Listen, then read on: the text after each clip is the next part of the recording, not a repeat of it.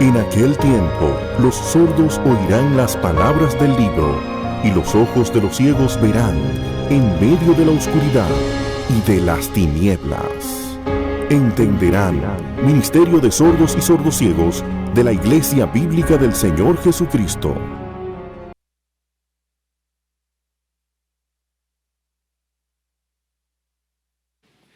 ¿Los creyentes estamos en el reino o estamos esperando que venga el reino? Sí, las dos cosas. Estamos en el reino ya inaugurado de Cristo, estamos esperando la consumación de ese reino. Pero mis hermanos, ahora vamos a predicar la palabra. Y les pido que vayan abriendo sus Biblias en Romanos capítulo 15. Y lo que eso significa es que ahora nosotros vamos a considerar los decretos del rey de este reino. Vamos a orar. Señor, te damos gracias por habernos permitido cantar alabanzas a ti. Pero ahora vamos a abrir tu palabra, vamos a explicar tu palabra, vamos a aplicar tu palabra. Y como quisiéramos experimentar lo mismo que experimentaron aquellos discípulos que iban camino a Emaús y luego tuvieron que reconocer cómo ardían sus corazones cuando Cristo les abría la palabra. Háblanos, Señor, háblanos. Oh Padre, que tu fuerza, como cantábamos hace un momento, sea evidente en nuestra debilidad, porque te lo pedimos en Cristo. Amén y amén. Seguramente la mayoría de ustedes ha escuchado alguna vez que la sangre pesa más que el agua. ¿Han oído eso? La sangre es más densa que el agua. Bueno, la idea detrás de esa frase es que los vínculos familiares suelen ser muy poderosos, tanto que algunos pierden la objetividad cuando están defendiendo a uno de los suyos, cuando está siendo atacado por alguien de fuera del clan. No, tiene que ser el otro que esté mal, no mi hermano, no mi hijo, no mi primo. La sangre pesa más que el agua. Sin embargo, ese dicho tiene sus excepciones. Dos personas pueden ser de una misma familia y llevarse muy mal. De hecho, en Proverbios capítulo 18, versículo 24, dice que hay amigo más unido que un hermano. Pero si hay un lugar en el que esta frase no debería tener excepciones, es en la iglesia. Fíjense lo que estoy diciendo. Si hay un lugar en el que no debería, no es el que no hay, porque las hay, pero no debería haber excepciones, es en la iglesia. Dice en Efesios capítulo 2, versículo 19, que los creyentes somos ahora miembros de la familia de Dios.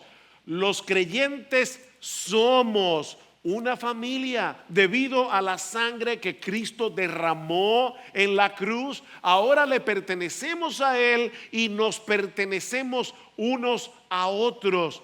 Mis hermanos amados, nosotros somos, en el sentido más alto de esa frase, hermanos de sangre, por la sangre de Jesús. Somos hermanos de sangre. Pablo dice en Romanos capítulo 12, versículo 5, que los creyentes somos un cuerpo en Cristo e individualmente miembros los unos de los otros. Somos miembros los unos de los otros. Es por eso que en Efesios capítulo 4, versículo 3, Pablo nos exhorta a preservar la unidad del Espíritu en el vínculo de la paz. No tenemos que crear esa unidad, sino preservar la que ya existe, a pesar de las diferencias que podamos tener en cosas que no son esenciales. Ese es el tema que Pablo ha venido tratando en el capítulo 14 de su carta a los romanos. Algunos hermanos, algunos miembros de la iglesia en Roma provenían de un trasfondo judío y les resultaba sumamente difícil desconectarse de las regulaciones del Antiguo Testamento con respecto a la comida, con respecto a las festividades religiosas ordenadas por la ley de Moisés. Lamentablemente en algunas iglesias cristianas evangélicas en el día de hoy parece que tienen el mismo problema aunque no son judíos. Celebran la Pascua, tocan el shofar, tienen una estrella de David, un montón de cosas judaizantes en la iglesia evangélica, tristemente. Parece que no se enteraron que ya Cristo derribó esa pared. Pero muchos otros miembros de la iglesia en Roma provenían de un trasfondo gentil, y para aquellos que nos visitan no estoy hablando de gente amable, estoy hablando de personas que no eran judías. El mundo para el judío se dividía solo en dos: estaban los judíos y luego los gentiles. No habían más opciones, y la mayoría de los hermanos de la iglesia en Roma provenía de un trasfondo gentil. Ellos sabían que en el evangelio tenemos libertad de comer de todo lo que se vende en la carnicería, como decía Pablo en 1 Corintios capítulo 10 versículo 25. De todo lo que se vende en la carnicería, comed sin preguntar nada por motivos de conciencia. Ellos sabían que ya no tenemos que guardar esas fechas del calendario religioso de Israel. Y esas diferencias estaban amenazando la unidad de la iglesia en Roma, como hemos visto ya.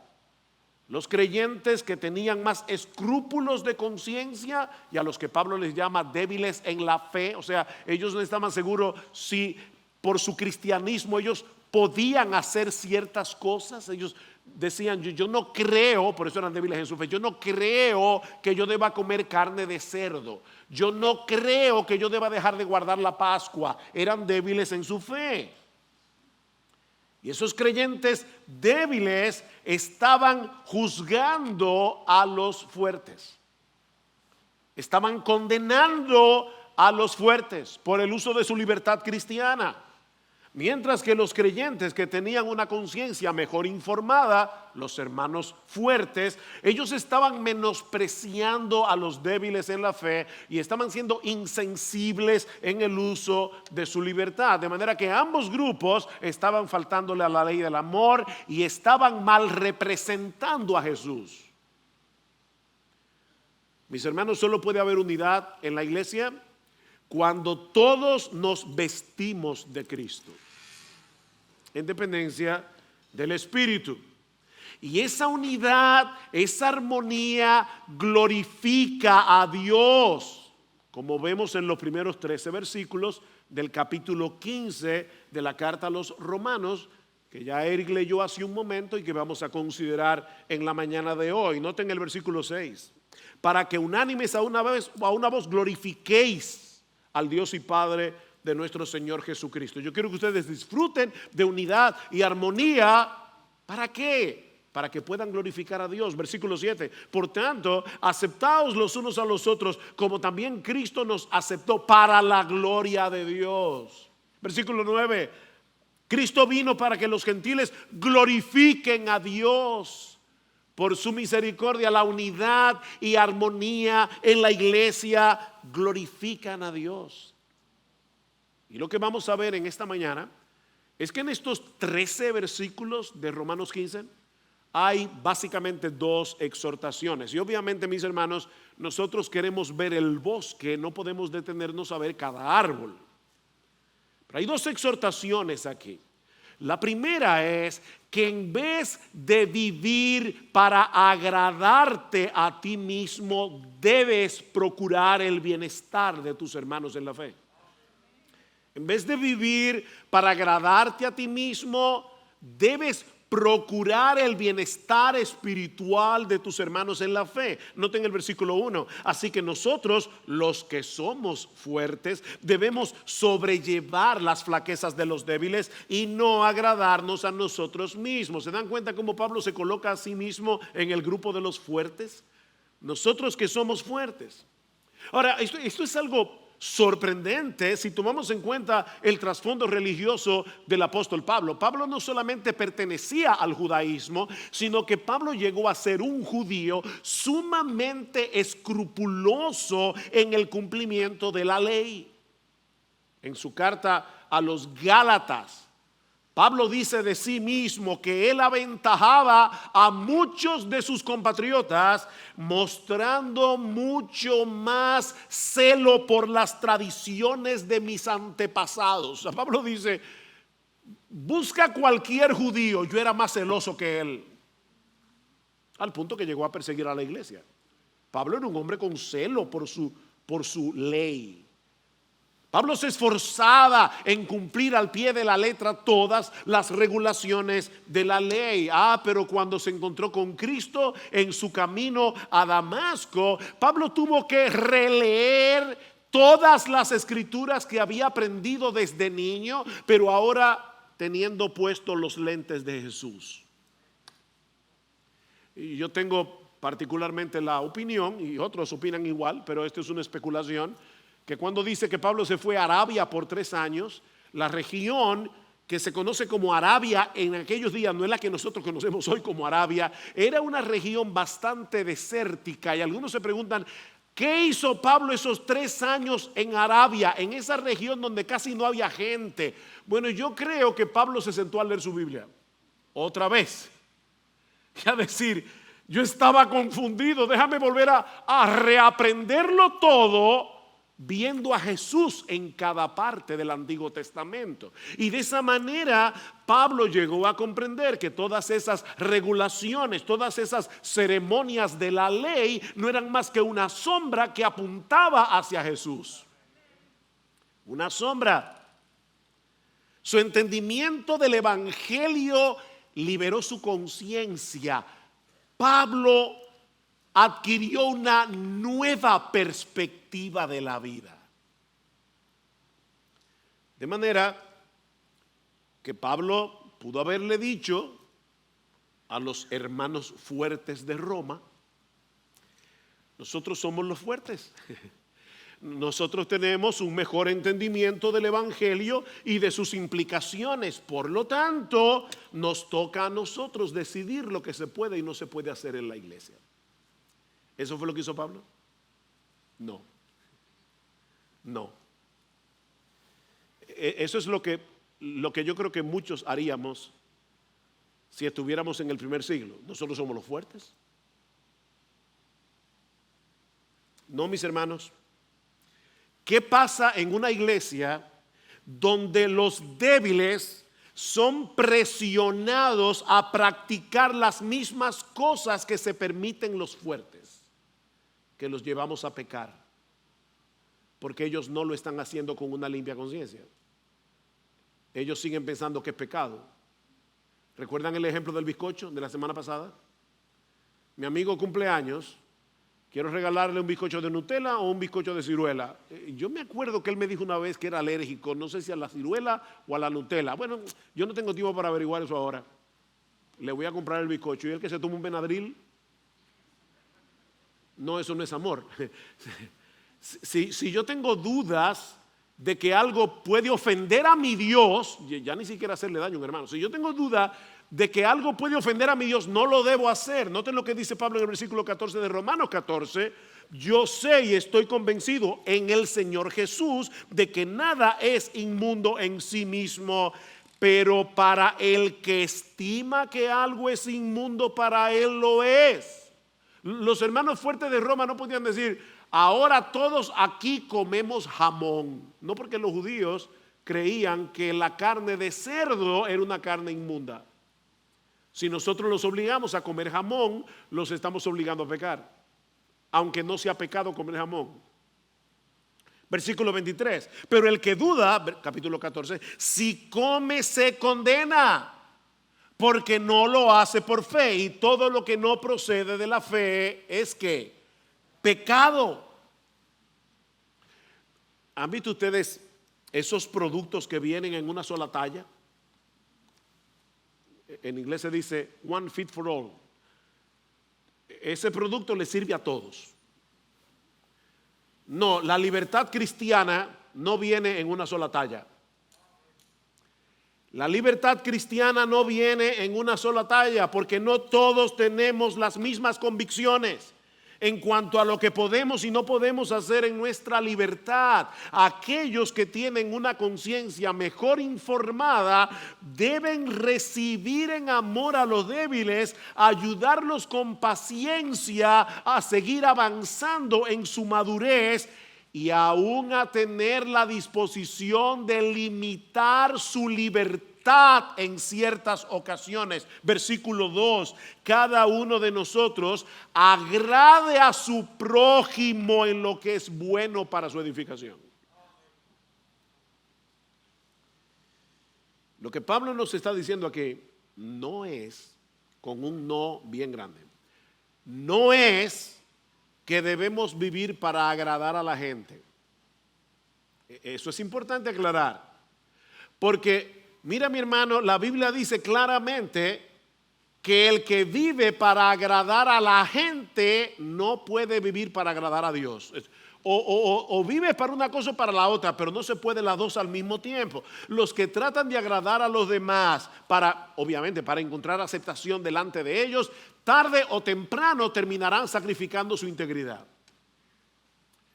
Otra vez, escribiendo a los Gálatas, Pablo les dice en el capítulo 1, porque busco ahora el favor de los hombres o el de Dios, o me esfuerzo por agradar a los hombres. Si yo todavía estuviera tratando de agradar a los hombres, no sería siervo de Cristo. ¿Ven el punto? No se puede ser siervo de la gente y de Cristo a la vez, en el aspecto en que Pablo lo está diciendo aquí, porque nosotros debemos servir a los demás, pero debemos tener una limpia conciencia delante de Cristo. Así que no se trata de vivir agradando a la gente. Se trata de procurar agradar al prójimo en lo que es bueno para su edificación. Pablo fue muy preciso en sus palabras. Agradar al prójimo en lo que es bueno para su edificación. O sea, en vez de insistir en la práctica de nuestra libertad, porque ese es mi derecho, procuremos intencionalmente ayudar a los demás en su proceso de santificación y de crecimiento espiritual. Eso es lo que Pablo está diciendo aquí. En otras palabras, no seas un demoledor, sino un edificador. Hay personas que viven su vida cristiana. ¿Usted ha visto lo que es un gredar? Uno de esas aplanadoras. Cuando yo era niño, allí en San Juan de la Maguana, los niños inventan mucho, los muchachos inventan mucho. Habían unas aplanadoras grandísimas, yo no sé si Eri se acuerda de eso, pero enfrente de mi casa estaban aplanando el terreno y a los muchachos se nos ocurrió meternos adentro para que nos den vuelta. Lamentablemente a mí se me ocurrió meter el pie y ya ustedes se pueden imaginar lo que me pasó en el dedo gordo. Me lo aplastó. Bueno, lo que te estoy diciendo, mi amado hermano, es que no vivas tu vida cristiana como si tú fueras una aplanadora. Sé un edificador.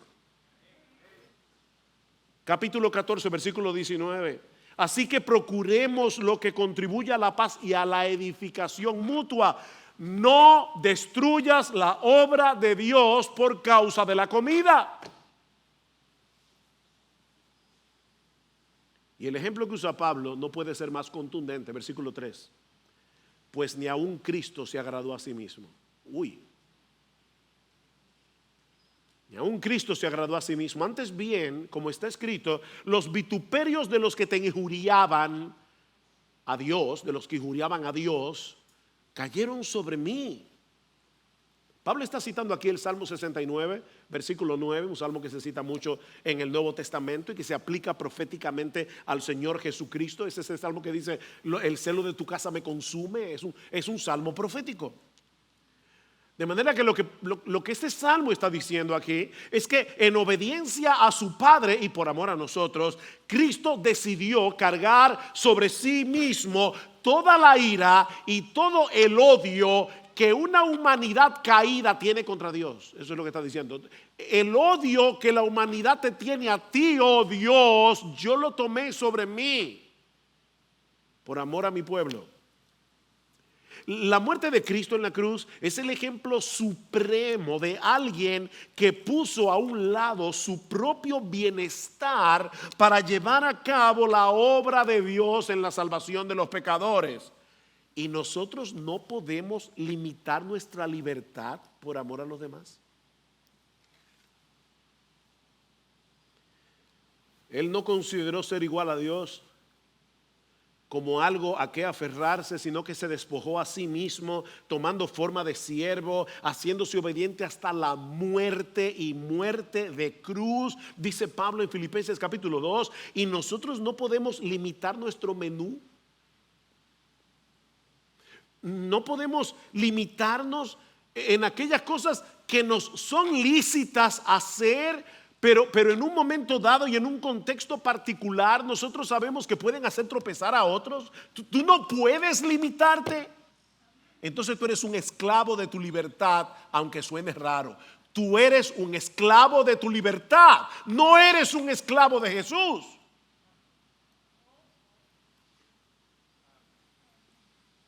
Todo me es lícito, dice Pablo. Claro, hablando de lo que no estaba prohibido en la ley. O sea, Pablo no está diciendo la fornicación me es lícita, la mentira me es lícita, el deshonrar a mis padres. No, eso no es lícito.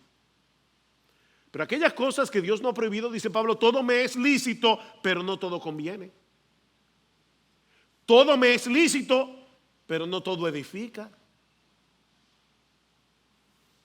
Ahora es interesante notar el texto que usa Pablo en Romanos 15:3. Recuerden, él va a usar el ejemplo de Jesús. Él pudo haber citado, por ejemplo, uno de esos pasajes que hay en Lucas, que era muy amigo de Pablo, por cierto, acerca del nacimiento de Cristo, la encarnación del Hijo de Dios. Pablo pudo haberle dicho a los creyentes de Roma, recuerden Juan 13, cuando Cristo lavó los pies de los discípulos. No. Pablo cita el Salmo 69. Y luego en el versículo 4 detiene el flujo de su argumentación para hablar del papel de la Biblia en la vida cristiana. Versículo 4, porque todo lo que fue escrito en tiempos pasados, o sea, ese porque está diciendo, fíjense que yo no estoy citando uno de los evangelios, estoy citando el Antiguo Testamento. ¿Y saben por qué estoy citando el Antiguo Testamento? Porque todo lo que fue escrito en tiempos pasados en el Antiguo Testamento para nuestra enseñanza se escribió a fin de que por medio de la paciencia y del consuelo de las Escrituras tengamos esperanza. ¡Wow! Por eso le oraba al principio, Señor, que nosotros podamos experimentar hoy lo que los discípulos que iban camino de Emaús, cómo ardía su corazón cuando Cristo les abría las Escrituras. Lo que Pablo está diciendo es algo como esto. A propósito, la razón por la que estoy citando el Salmo 69 es porque toda la Biblia es acerca de Jesús. Y precisamente por eso, solo en la Biblia encontramos el consuelo y la esperanza que se requieren para ser intencionales en ayudar a los demás en vez de vivir centrados en nuestro pequeño reino. Hace un momento cantamos, venga tu reino, Dios, tu reino, no mi reino. Solo la Biblia produce eso. Mira, mi hermano, si tú no lees la Biblia regularmente, quiere decir diariamente, si tú no memorizas la Biblia, si tú no estudias con cuidado la Biblia, tú no vas a tener consuelo y esperanza. Eso es imposible. Y si tú no tienes consuelo y esperanza, te vas a coger pena a ti mismo en medio de la aflicción, te vas a encerrar en tus propios problemas y te vas a olvidar de las necesidades de los demás. La esperanza es la madre del amor. Porque Pablo pudo haber dicho en el versículo 4, les estoy citando el Salmo 99 porque es a través de la Biblia, es a través de la Escritura que se genera en ustedes amor. Y yo quiero que ustedes se amen.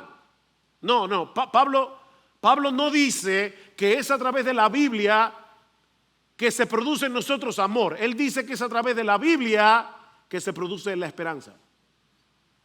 Hablando acerca del amor. Porque es la esperanza la que produce el amor. En su carta a los Colosenses, Pablo da gracias al Señor por esta iglesia. Y dice, al oír de vuestra fe en Cristo Jesús, o sea, yo doy gracias al oír de vuestra fe en Cristo Jesús y del amor que tenéis por todos los santos a causa de la esperanza reservada para vosotros en los cielos. ¿Vieron la conexión? Ustedes se aman entre sí a causa de la esperanza.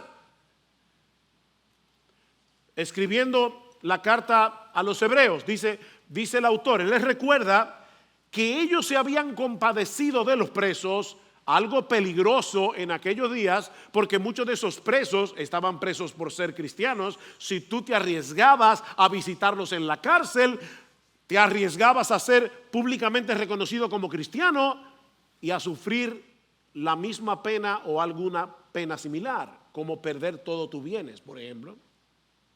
Y dice el autor de la carta a los hebreos, ustedes se compadecieron de los presos y el despojo de vuestros bienes sufristeis con gozo, sabiendo que tenéis en vosotros una mejor y perdurable herencia en los cielos. ¿Cómo era posible que una persona se arriesgara a terminar en la cárcel o a perderlo todo al visitar a un hermano que estaba preso por causa de su fe? A causa de la esperanza. ¿Ven? La esperanza es la madre del amor. ¿Y cuál es la fuente de nuestra esperanza? La paciencia y el consuelo de las Escrituras. La paciencia y el consuelo de las Escrituras. Un comentarista lo dice de esta manera: leer el Antiguo Testamento y ver su cumplimiento en Cristo y en la iglesia fomenta la esperanza del creyente. Una esperanza que va acompañada de la capacidad de soportar bajo la presión de circunstancias hostiles e irritantes. Nosotros estamos viviendo en medio de muchas circunstancias hostiles e irritantes.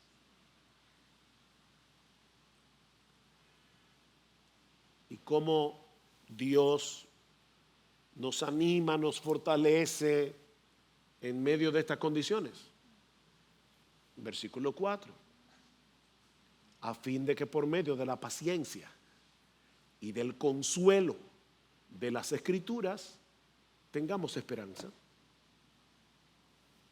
¿Ven? Es por medio de la Biblia que Dios produce esperanza en nuestro corazón. Sin embargo, ahora escuchen lo que Pablo dice un poquito más adelante en el versículo 13. Versículo 13. Y el Dios de esperanza os llene de todo gozo y paz en el creer, para que abundéis en esperanza por el poder del Espíritu Santo. Yo voy a ver un poco más adelante ese texto con más cuidado, pero quiero hacerles una pregunta. Por fin, ¿quién es la fuente de nuestra esperanza? ¿La Biblia o el Espíritu Santo? Porque Pablo dice en el versículo 4, la Biblia. En el versículo 13 dice, por el poder del Espíritu Santo. Entonces, ¿quién es que produce en nosotros esperanza? ¿Es la Biblia o es el Espíritu Santo? Sí. Sí. Es el Espíritu Santo por medio de la Biblia que él inspiró. Dios obra a través de su palabra. Mis hermanos, este libro no es un registro de lo que Dios habló hace 2000 años o hace 3000 años. Este libro es Dios hablando a nosotros hoy. De ahí la famosa frase de John Piper: ¿tú quieres oír la voz de Dios en una forma audible? Lee la Biblia en voz alta. Porque Dios nos habla a través de este libro. Esto no es letra muerta. Este es un libro vivo. La palabra de Dios es viva y eficaz y más cortante que cualquier espada de doble filo. Penetra hasta la división del alma y del espíritu, de las coyunturas y los tuétanos, y es poderosa para discernir los pensamientos y las intenciones del corazón. Este libro habla cuando tú quieres oír, cuando lo lees con cuidado. Dios obra por medio de su palabra, de manera, mi hermano, que si tú no lees tu Biblia regularmente, si tú no estudias tu Biblia, si tú no memorizas tu Biblia, si tú no traes a tu mente las grandes promesas de Dios reveladas en su palabra, tú no vas a poder fortalecerte en esperanza en medio de la aflicción. No vas a poder. Escucha a Dios. Y a Dios no se escucha poniendo la Biblia debajo de la almohada a ver si se te pega algo. No. A Dios se escucha con los ojos. Lee el libro con cuidado. Lee este libro. Y luego recuerda lo que Dios nos dice a través de este libro. Mis hermanos, estamos viviendo en días de mucha calamidad. Y no me refiero únicamente a la pandemia del COVID-19. Y es una pandemia que ha traído muchas consecuencias. Me refiero a la pandemia moral y social que está padeciendo la sociedad occidental en el día de hoy. Mira, mi hermano, mi hermana, si no nos fortalecemos en esperanza, nos vamos a encerrar en nuestros propios problemas y no nos vamos a extender hacia los demás en amor. Existe una enfermedad conocida como síndrome de inmunodeficiencia combinada severa. Eso es SCID. Es esa enfermedad que también se le llama niños burbujas, porque son personas que no tienen defensa y se meten, y viven en una burbuja, literalmente. Lo que yo te estoy diciendo es que cuando no manejamos adecuadamente el temor, la ansiedad que provocan nuestros propios problemas y todo eso mezclado muchas veces con la falta de comprensión de los demás, inevitablemente puede llegar a padecer un SIDC espiritual o SCID. Nos aislamos en nuestra propia burbuja en vez de extendernos en amor hacia los demás. Es por eso que Pablo no se limita únicamente a dar una exhortación, sino que también les ruega a Dios que produzca esa unidad de mente y de corazón en la iglesia. Vean el versículo 5, y que el Dios de la paciencia. Ahora de repente Pablo estaba hablándole a los romanos y ahora de repente le habla a Dios, o expresa su anhelo de que Dios obre y que el Dios de la paciencia y del consuelo os conceda tener el mismo sentir los unos para con los otros conforme a Cristo Jesús. Pablo sabe que la verdadera unidad es un fruto del Espíritu y que tiene a Cristo como centro. ¿Vieron el versículo? Conforme a Cristo Jesús. Mira, aunque esto suene paradójico, la verdadera unidad no se produce persiguiendo primariamente la unidad. La verdadera unidad no se produce primariamente persiguiendo la unidad, sino persiguiendo a Jesús. Al final de cuentas, es el evangelio de Cristo y el carácter de Cristo desarrollándose en nosotros lo que nos permite tener unidad en la iglesia. Vístanse de Jesús, porque eso es lo que produce unidad.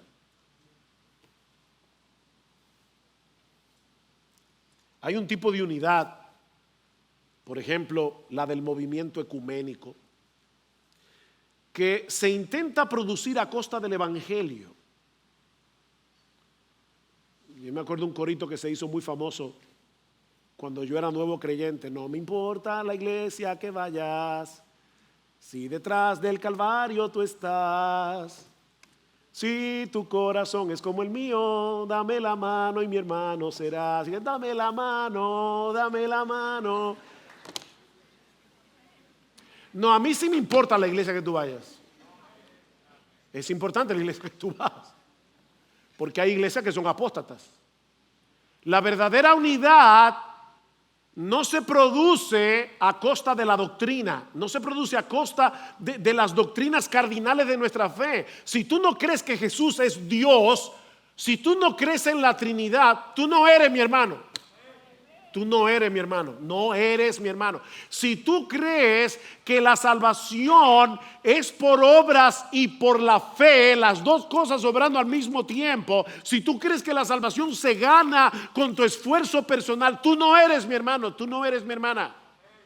Escuchen lo que dice Pablo casi al final de esta carta, capítulo 16, versículo 17. Y os ruego, hermanos, que vigiléis a los que causan disensiones y tropiezos contra las enseñanzas que vosotros aprendisteis, y que os apartéis de ellos.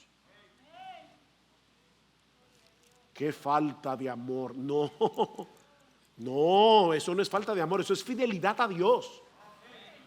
No es a costa del evangelio esta unidad. Es una unidad en Cristo, es una unidad en el evangelio. Es ese tipo de unidad lo que nos permite glorificar a Dios con un solo corazón y a una sola voz, algo que se hace evidente cuando nos congregamos como iglesia en el día del Señor. Versículo 6, para que unánimes a una voz, glorifiquéis al Dios y Padre de nuestro Señor Jesucristo. Pero hay otra exhortación en nuestro texto que veremos más brevemente y que en cierto modo cierra con broche de oro toda esta discusión acerca de la libertad cristiana. Acepta a los demás creyentes como tú fuiste aceptado por Cristo Jesús.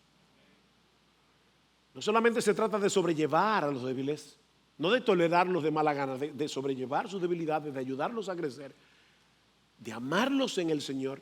Ahora dice Pablo, acéptalos, acéptense mutuamente. Versículo 7, por tanto, aceptaos los unos a los otros, como también Cristo nos aceptó para la gloria de Dios. Déjame hacerte una pregunta.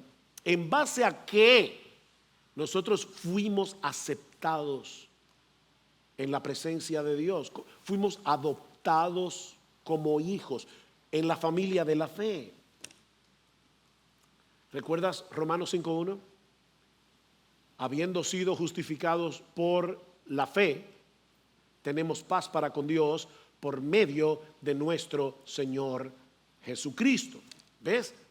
No es sobre la base de nuestro desempeño, de nuestras buenas obras, que somos aceptados por Dios. Es únicamente por la justicia perfecta de Cristo que es puesta en nuestra cuenta, nos es acreditada por medio de la fe. Dios nos ve como si nosotros hubiéramos tenido la misma obediencia de Cristo a sus mandamientos. una obediencia perfecta.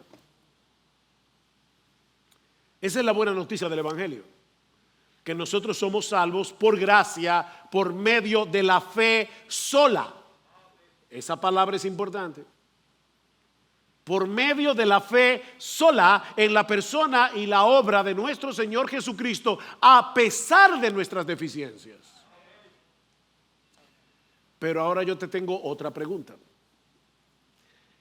¿Qué impacto debiera tener esta doctrina de la justificación por la fe sola en nuestra relación unos con otros? ¿Cómo debe impactar el Evangelio? Tú dices creer en el Evangelio, ¿verdad? En esa doctrina, tú dices creer en que somos justificados únicamente por medio de la fe. ¿Cómo debiera impactar eso tu relación con los demás? Me encanta cómo lo dice un comentarista. Cuando asimilamos la doctrina de la justificación, que somos aceptados a pesar de nuestras deficiencias y defectos, seremos capaces de aceptar a otros a pesar de sus deficiencias y defectos. De hecho, y esta frase me impactó, la manera de determinar que también entiendes el Evangelio es ver cuánto amas a las personas a pesar de sus defectos. Esa es la prueba de fuego. ¿De verdad tú entiendes que Dios te aceptó a ti a pesar de tus pecados y defectos? Pero tú no puedes aceptar a los hermanos, algunos hermanos en la iglesia por causa de sus pecados y defectos. Entonces tú no entiendes el Evangelio como debieras entenderlo. Tú tienes un problema. Por eso decíamos hace un momento que esta unidad no es a costa del Evangelio, es a causa del Evangelio. Como Cristo los aceptó, acéptense unos a otros. Dios te ha dado la bienvenida en su familia con los brazos abiertos por causa de su Hijo, no por causa de ti. Y tú te estás alejando de otros miembros de la iglesia por cosas que no son básicas, que no son esenciales. Déjeme detenerme un momento aquí, porque hemos usado varias veces este domingo cosas que no son esenciales, hemos mencionado algunas, pero no siempre es fácil diferenciar aquellas cosas que son esenciales en asuntos de doctrina o de práctica cristiana de aquellas que no son esenciales. Y esto es importante porque podemos estar dividiéndonos por cosas que no son esenciales, o podemos estar uniéndonos con personas que no creen cosas que sí son esenciales. Entonces, esta pregunta es importante. John Stott, hablando acerca de esto, dice: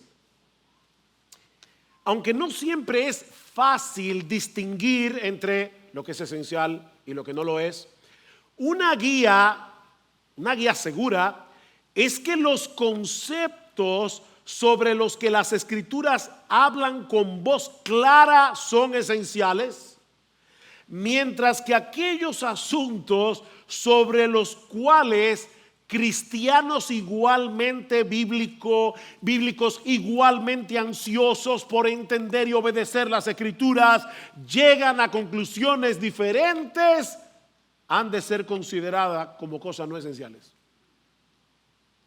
Ahora, esto no es una regla infalible. Esto no se aplica en todos los casos, pero yo creo que es una buena regla general. Te lo voy a poner de esta manera. Si una persona ha confiado únicamente en Cristo para el perdón de los pecados y ser aceptado delante de Dios, y esta persona no niega ninguna de las doctrinas cardinales de nuestra fe, cree en la inspiración e inerrancia de las Escrituras, cree en la doctrina de la Trinidad, cree en el sacrificio expiatorio de Cristo en la cruz, cree en la segunda venida de Cristo y el cielo o lo que viene después, cree en la Trinidad, en las doctrinas cardinales de la Biblia, y su vida refleja el cambio que debe producir el Evangelio, entonces debes verlo como un hermano en Cristo y tratarlo como a un hermano. Puede ser que en cosas no esenciales ustedes no estén de acuerdo. Yo mencionaba algunas la semana antepasada. Aún, por ejemplo, cosas como el vino. Hay personas que dicen, beber vino es pecado, punto.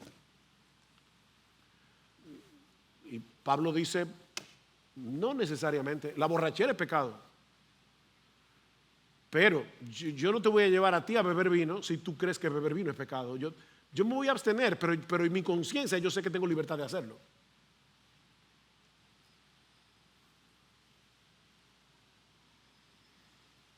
Miren, mis hermanos, cuando nos recibimos de esa manera en la iglesia como hermanos en Cristo, nuestro Dios es glorificado.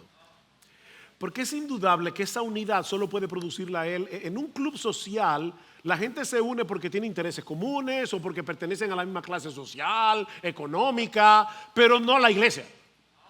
No, en la iglesia Dios une personas que probablemente de manera natural nunca se hubieran unido. Imagínate que tú llegas de repente a Israel y te encuentras con una iglesia evangélica compuesta por israelíes y palestinos que creen en Cristo, adorando juntos al Señor con unidad y armonía.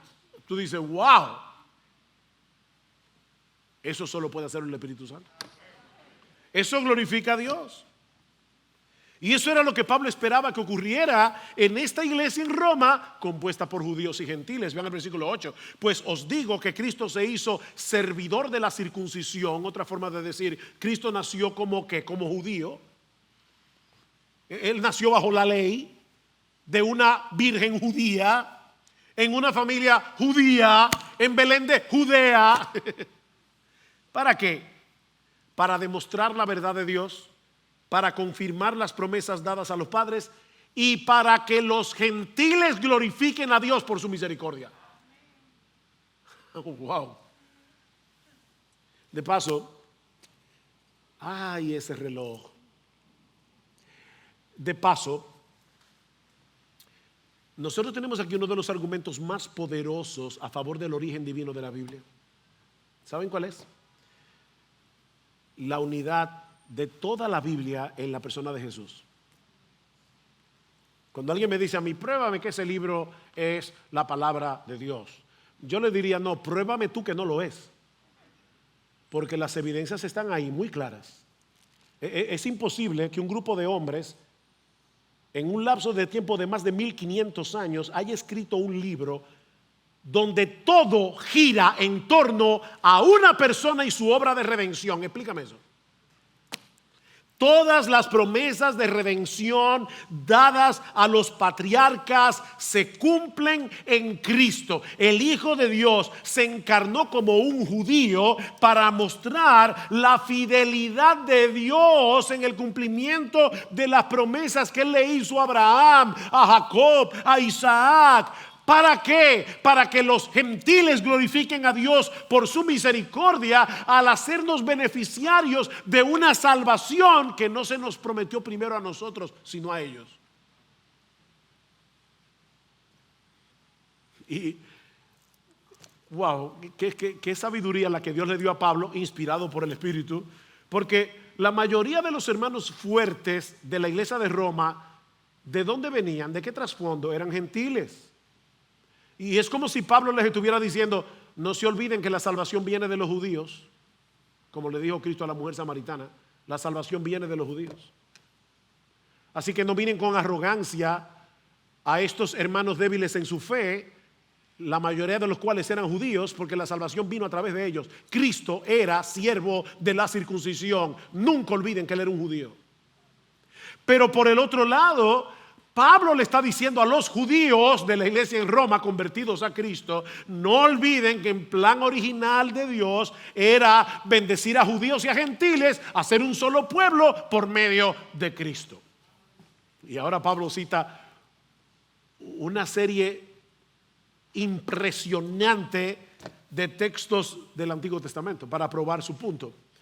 Los judíos del primer siglo dividían el Antiguo Testamento en 3 secciones: la ley, Génesis, Éxodo, Levítico, Número, Deuteronomio; los escritos, ahí estaban todos los libros históricos y los salmos; y los profetas. Esas eran las 3 divisiones: la ley, los escritos y los profetas. ¿Qué hace Pablo muy sabiamente? Citar cada una de estas secciones. En el versículo 10, Pablo cita la ley, Deuteronomio. En los versículos 9 y 11, Pablo cita los escritos. Y en el versículo 12 cita a los profetas. De manera que ahí está compendiado todo el Antiguo Testamento. Y en cada versículo que Pablo va citando, él va formando un cuadro completo, como si fueran piezas de un rompecabezas. En el versículo 9 se presentan los judíos alabando el nombre de Dios entre los gentiles. Por tanto te confesaré entre los gentiles y a tu nombre cantaré. En el versículo 10 vemos a los judíos invitando a los gentiles a que se unan a ellos en la alabanza a Dios. Y vuelve a decir: regocijaos gentiles con su pueblo. En el versículo 11 encontramos una invitación universal a todas las naciones a alabar a Dios. Y de nuevo: alabad al Señor todos los gentiles y alábenle todos los pueblos. Y en el versículo 12 Pablo cita al profeta Isaías para mostrar que Dios había anunciado de antemano que ese maravilloso plan de salvación que alcanzaría a personas de todas las nacionalidades se iba a llevar a cabo a través de un descendiente de Isaí, el padre de David. Versículo 12: y a su vez Isaías dice: retoñará la raíz de Isaí, el que se levanta a regir a los gentiles dominicanos incluidos, pondrán en él su esperanza. Wow, qué extraordinaria es la Biblia, ¿verdad? Y yo no sé ustedes, pero esto es impresionante. El mayor trauma de un predicador es tener que cortar y decir: estudié algo, es increíble y no lo puedo decir a la iglesia porque no me da tiempo. Mis hermanos, por medio de la obra de Cristo en la cruz, Dios derribó la pared que separaba a judíos y a gentiles. ¿Saben para qué? Para formar de los dos un solo pueblo, una sola familia, un solo templo espiritual para la gloria de su nombre. Vamos a poner en riesgo esa unidad por diferencias de opinión en cuanto al uso de la libertad cristiana.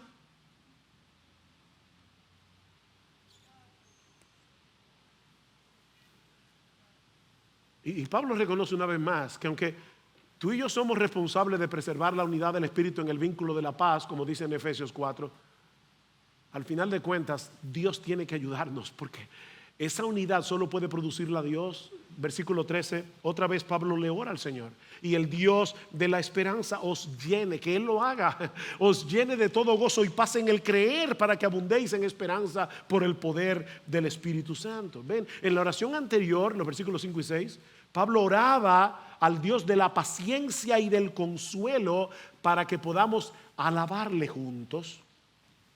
Ahora le pide al Dios de esperanza que nos llene de gozo y paz en el creer, para que rebosemos en esperanza, con pandemia o sin pandemia. Que rebosemos de esperanza. Lo que Pablo está diciendo aquí es algo como esto: la fe que nos mueve a confiar en el Señor es una obra del Espíritu Santo. La fe la da el Espíritu Santo. No es una fe natural. Dice: por el poder del Espíritu Santo. Esa fe produce gozo y paz en nuestro corazón mientras descansamos en las promesas de Dios. ¿Ven? Gozo y paz en el creer. Gozo y paz mientras creemos. Tú traes a tu mente: Jehová es mi pastor, nada me faltará. Sí, yo sé que los hospitales están llenos de COVID, no hay cama. Jehová es mi pastor, nada me faltará. En lugares de delicados pastos me hará descansar. Junto a aguas de reposo me pastoreará. Confortará mi alma. Me guiará por sendas de justicia por amor de su nombre. Aunque ande en valle de sombra de muerte, no temeré mal alguno, porque tú estarás conmigo. Tu vara y tu cayado me infundirán aliento. He aquí el bien y la misericordia me perseguirán, como dice el texto hebreo, todos los días de mi vida. Y en la casa del Señor moraré por largos días. Con pandemia, sin pandemia, no importa. Dios es mi esperanza. Él cumplirá su promesa. Mira la cruz. 2000 años anunciando: Cristo viene, el Mesías viene, Él quitará nuestros pecados, Jehová cargará en Él el pecado de todos nosotros. Ya Cristo vino, eso se cumplió. Ninguna de las promesas de Dios caerá a tierra sin cumplimiento. El cielo y la tierra pasará, mis palabras nunca pasarán. Confía en eso. Y esa fe produce gozo y paz en el creer, por el poder del Espíritu Santo. Alguien dijo una vez que nunca llenaremos hasta el tope la medida de esperanza que podemos experimentar en esta vida. Por eso es que tenemos que crecer. Para que ustedes abunden en esperanza, hay que crecer y crecer y crecer y seguir creciendo en esperanza por el poder del Espíritu Santo, mientras nos empapamos de las promesas de este libro. Porque esa esperanza solo crece en este terreno. Es un árbol que solo se da en este terreno. Oh, bienaventurado el varón que en la ley del Señor se deleita día y noche, que medita en esa palabra, porque será como árbol plantado junto a corrientes de aguas. Oh, bienaventurado ese varón. Empápate de la Biblia mientras le pides al Dios de toda esperanza que te llene de todo gozo y paz en el creer, independientemente de tus circunstancias, para que abundemos en esperanza por el poder de su Espíritu. Mi hermano, déjame preguntarte ya para terminar: ¿eres un demoledor o eres un edificador? ¿Tú estás intencionalmente procurando la edificación de tus hermanos? ¿Qué tú estás haciendo para que tus hermanos crezcan en la fe? ¿Es evidente el carácter compasivo de Cristo en tu vida? La paciencia de Cristo en tu vida, porque tienes que vestirte de Jesús. Tenemos que vestirnos de Jesús. ¿Procuras intencionalmente hacer un uso juicioso de la libertad para no ser de tropiezo a otros en lo que tú haces, que tal vez puede ser legítimo, pero no debes hacerlo, debes limitar tu libertad? ¿O tú eres de los que no pueden disfrutar tu libertad a menos que la ejerzas? ¿Estás creciendo en el entendimiento de las Escrituras? De modo que puedas tener una conciencia mejor informada, seguir creciendo en tu entendimiento del Evangelio y de sus implicaciones. ¿Estás ayudando a otros a crecer en el entendimiento del Evangelio y sus implicaciones? ¿Cuál es la misión de esta iglesia? Formar una comunidad de discípulos de Jesús que hacen discípulos compartiendo la palabra en el poder del Espíritu Santo. Es para eso que estamos aquí, es para ser discípulos. ¿Tú estás discipulando a alguien? ¿O alguien te está discipulando a ti? ¿Oras regularmente por la unidad de esta iglesia? No lo des por sentado. No lo des por sentado. Hay demasiado pecado en nuestro corazón. Ora al Señor que mantenga Iglesia Bíblica del Señor Jesucristo con esta unidad que disfrutamos ahora. ¿Para qué? Para tener el mismo sentir los unos con los otros conforme a Cristo Jesús, para que unánimes a una voz glorifiquemos al Dios y Padre de nuestro Señor Jesucristo. Vamos a orar. Padre, queremos darte muchas gracias por habernos permitido en esta mañana predicar tu palabra. Gracias, oh bendito Señor, por hablarnos a través de tu palabra. Gracias por tus preciosas y grandísimas promesas. Oh Señor, ayúdanos a salir de nuestro pequeño reino y extendernos hacia los demás en amor. Perdónanos, Señor, porque somos individualistas, porque somos consumistas, porque venimos a consumir a la iglesia en vez de pensar que estamos atesorando recursos con los cuales podemos servir a otros.